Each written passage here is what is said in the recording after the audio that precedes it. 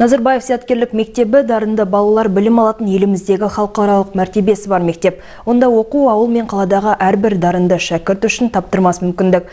Биыл Семей мектебіне алғаш рет өркен білім беру грантына резервтік тізімнен қосымша 54 оқушыға білім гранты берілді. Толығырақ алдағы сюжетте. Жыл сайын Семей қаласындағы физика-математика бағытындағы Назарбаев зияткерлік мектебінде білім алу үшін 6 сынып оқушылары үшін тестілеу өтеді. Іріктеу 2 кешенді сынақтан тұрады. Бірінші күні математика, сандық сипаттамалар, жаратылыстану бөлімдерінен тұратын жаратылыстану математикалық бағыттағы пәндерді зерделеу қабілеттерін бағалау бойынша. Екінші күні қазақ тілі, орыс тілі және ағылшын тілі бойынша тілдік тест өткізіледі. 2023-2024 оқу жылы қарсаңында осы тестілеуді сәтті тапсырған 120 бала Қазақстан Республикасы президентінің өркен білім беру грантына ие болған. Өзге оқушылар резервтік тізімге жазылды. Енді міне оқу жылының 3-ші тоқсаннан бастап резервтегі 54 балаға да грант беріліп отыр. Семей мектебінде білім алуға іліккен оқушылар қатарында Астана, Алматы қалалары мен Жетісу, Шығыс Қазақстан, Абай облыстарының тұрғындары бар. Бүгінгі күні біз жаңа жылдағы алғашқы сабақ күнін жақсы жаңалықпен қарсы алып отырмыз. Себебі біздің мектепке қосымша өркен білім беру грантынан резервтік тізімнен қосымша 54 оқушыға мүмкіндік беріліп, осы оқу жылының 3-ші тоқсаннан бастап, яғни бүгінгі күннен бастап, осы мектепте оқуға, яғни сол білім грантын алуға барлық мүмкіндіктер беріліп отыр. Осы қуанышты жаңалықпен жаңа жылымызды бастап отырмыз. Бұл әрине ата-аналардың, оқушылардың еңбегінің ақталуы.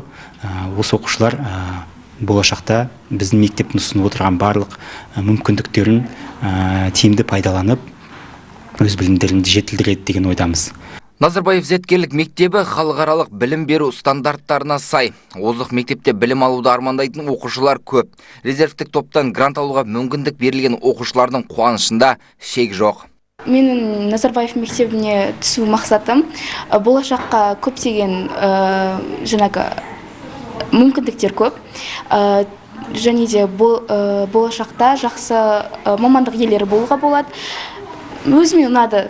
Бұл жаққа тапсыруымның себебі 2022 жылы жазғы мектеп жобасы аясында 10 күндікте осы Назарбаев интеллектуалды мектебінде болдық. Маған өте ұнады, өте қызықты болды. Сол үшін осы мектепке тапсыруды ұйғардым. Мектепші жылы жақсы, мұғалімдері өте сыпайы, әрі білімді. Мен өз білімімді одан ары жетілдіріп жатырмын. Бүгінгі күннің өзінде көптеген нәрсе үйрендім. Я была очень рада, потому что Мен өте қуанышты болдым, себебі мен Назарбаев зияткерлік мектебіне оқуға түскім келген. Мен алғашында оқуға түсе алмай қалғанда қатты ренжіп, оқуға деген құлшынысым жоғалып кетті. Ал оқуға түскенімді білгенде қуанышымда шек болмады және оқуға деген ынтам пайда болды.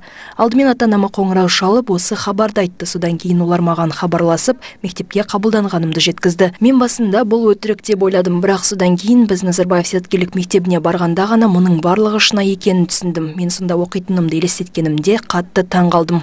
Зияткерлік мектеп алдағы оқу жылында осы мектепке түскісі келетін 6 сынып оқушыларының құжаттарын қабылдауды бастады.